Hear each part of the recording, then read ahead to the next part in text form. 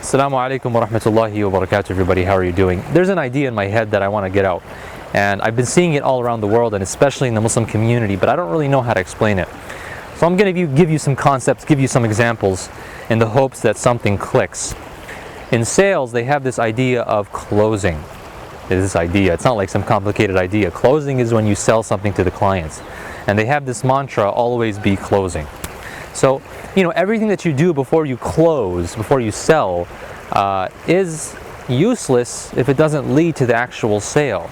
Like, you can call the guy, you can meet him, you can go to his daughter's wedding, and all that's well and good, but unless you close him, all of that partial work reverts back to its original state. In physics, you have this concept of an escape velocity. If I fire a bullet or a rocket up into the air, if it doesn't reach a specific velocity, it will fail to escape Earth's gravity and it will come crashing back down.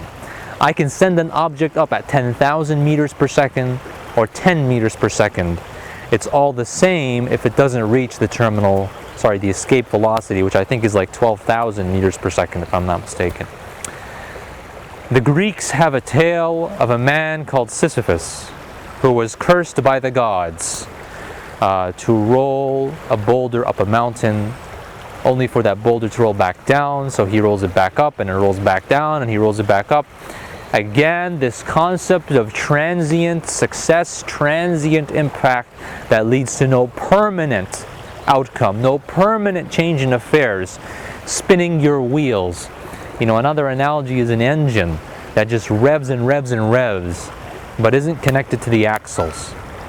And when I look out into the Muslim community and I see so much so-called impact, MSAs, masajid, new speakers, events, conferences, Palestine relief, Islamic relief, not the organization, just speaking in general, don't want to name anybody in this video.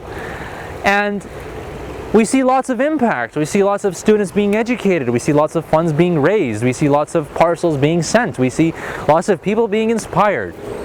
But what is being done about all of that impact? In what way is that impact, is that torque of the engine being translated to the axles of the wheels so that this car can freaking move?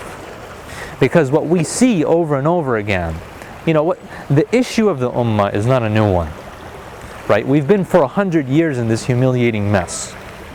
And for 100 years, there have been lots of sincere people who put aside the dunya in some fashion or another in order to work towards the ummah's revival.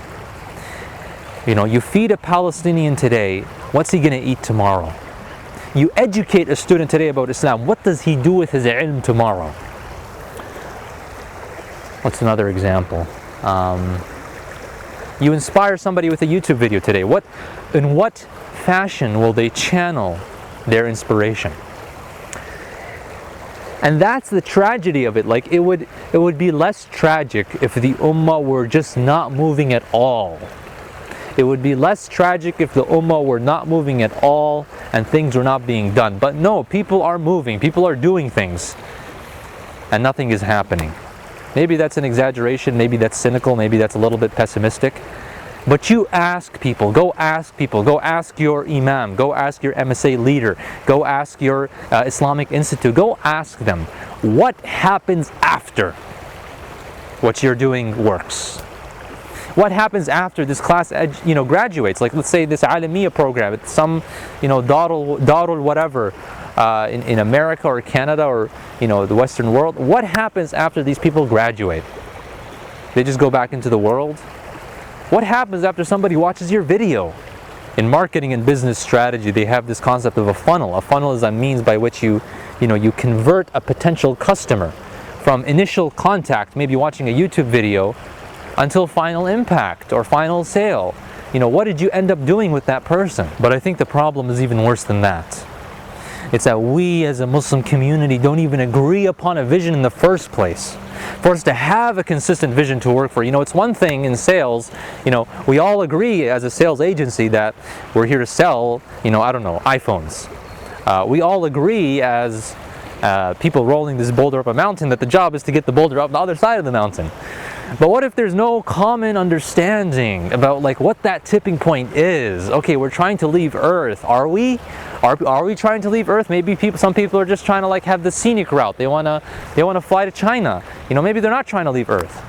Maybe they haven't understood Islam's permanent vision for society, its long-term vision for society. You know, like, and this really comes down to it, because if you're proceeding with Islamic work, whether it's education or relief or uplifting people spiritually or educating people intellectually, it all has one tipping point, one terminal escape velocity, one final milestone, which is the implementation of God's unique sovereignty on this earth.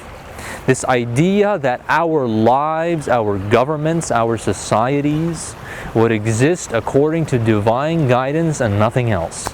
That is the vision, that is the tipping point. And if there were a governance body of Islamic organizations that audited Islamic organizations, not for integrity or appropriation of funds, even though those are important things, but for integrity on strategic impact.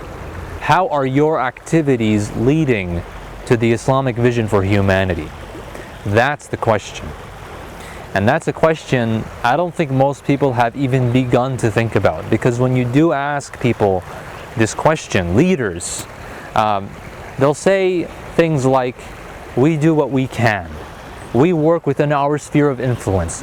We're doing what Allah subhanahu wa ta'ala has made us capable of. And that's it, right? Whatever happens after happens. You know, whatever work is continued by us, that's for later generations to come by. That's for the next cohort of students to think about, how do I take the work of my teacher and how do I make that lead to the Islamic vision? And to that I say, that is a most unserious way of approaching the project of Islamic revival, because we don't approach any project like that. Not in our schools, not in our workplaces. A project has a team, a project has a lead, a project has a design, a project has a timeline, a deadline. A project has milestones. Even if it's a very big project, all the more reason you need milestones, all the more reason you need to chunk it up into small pieces and delegate those pieces and specialize and collaborate. And that is the thinking, that seriousness to approach the tipping point of Islam, which is that implementation of when the Prophet ﷺ established the state in Medina. There needs to be a serious A to Z approach of how our activities lead to that tipping point. And when there isn't, that's either due to ignorance of that tipping point, or it's due to a total unseriousness and self-deception about our role in Islamic revival. We make ourselves feel good about all the work that we're doing, but just like Sisyphus, just like a bad salesman, just like a too slow object going up into the stratosphere, we're just going to come crashing right back down. The Islamic community we're building here in the West, are we going to maintain our grandkids, their children, their children? You know, these are the serious questions we need to ask ourselves. Is our impact lasting? And the only way that it can be, against all the forces of nature, against the forces of our environment, our culture, our society, a secular status quo in the world, which seeks in every possible way to suppress Islamic life and the Islamic concept. The only way to reach permanent, lasting impact is the establishment of a power, of an Islamic polity that would ensure the continued proliferation of the Islamic ideals upon this world, throughout the world. And without that vision, everything that we do is oh so temporary and might not even last beyond our own lives. That's just, I don't know if I've explained it correctly. I need to think a little bit more about how to make this reality so vivid, because I see it constantly. Engines revving without connected to their axles, and it's tragic. It's very tragic. It's more tragic than perhaps if Muslims weren't doing anything and victory weren't being achieved. But no, victory is not being achieved and Muslims are working hard. On what? And are they being strategic? Are they working together? Are they thinking from a vision perspective? Do they even have the tools to do so? These are the difficult questions we have to wrestle with. These are the conversations we need to start beginning in this Muslim community. And we need to get out of our comfort zones and start thinking the way Allah subhanahu wa ta'ala wants us to think, not how our environments have conditioned us to think, despite any post hoc rationalizations that we feed our egos. Assalamu alaikum wa rahmatullah.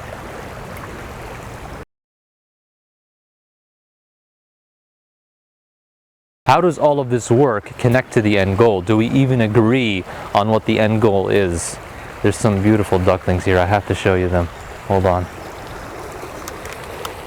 Look at these guys. They just came right up to me. Assalamu alaikum. Anyway, let's go back.